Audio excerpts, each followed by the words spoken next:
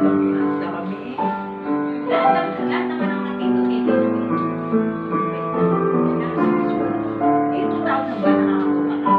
Wala pa. It's a figure. Sa medical? Eh, na. Ay, figure this is. Ayun, January ko para send ka. Anak, nasa niyo. Ikaw ka ba? Sa Naman nagpapalaseta? wala pa naman isa na Kailangan ko na rin ano ka nila? first, Papa, ano second, yun ha? or naamot siya ng subject or Eh, at least, yung isang taon na sabi na nila. Sa paanak ko yun. kaya O, lire, napapaliseta tayo. Pwede ba sabihin? meron kami namin dito ng five at from 40 Send ka lang ng gamot mo. Kahit sa center. Italan doon sa center. At di ba magpapalit na po ako para sa senior? Pero kaya nakita sila ng question, alam nila yan. Alam nila yan. Eh, may mga sakit niya, hindi na ka pa lahat. Hindi, bakit? Forever lang to, wala nang bayad eh. Mas ganun yung ano doon. Kung magpariseta ka na nga ngayon sa procedure, reseta ka na para hindi ka kilala ka na. Kasi tapusin mo yung pagkain mo.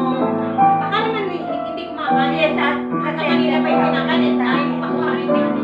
May doktor dyan na, sa center. Parang yun na lang ang kinain. Kanina magkakareseta na high blood. Nag-uusap eh. Hindi eh. Baka Kasi nagdadasay. papasa ko sa financial sa senior. Alam na nila yan.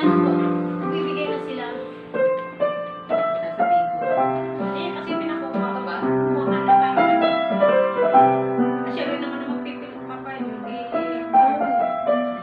Yun nga, ano eh. January na nga pala ngayon. Guys, dapat yan. Lunes kasi meron for doktor sa barangay. Kung hindi sa center na pupunta. Benefit na rin dahil sino? Doktor sa DMCS kasi. Iba naman yung doktor sa ano ay. Kaya yung si Dr. Lucy sa akin sa basis, siya. Ano?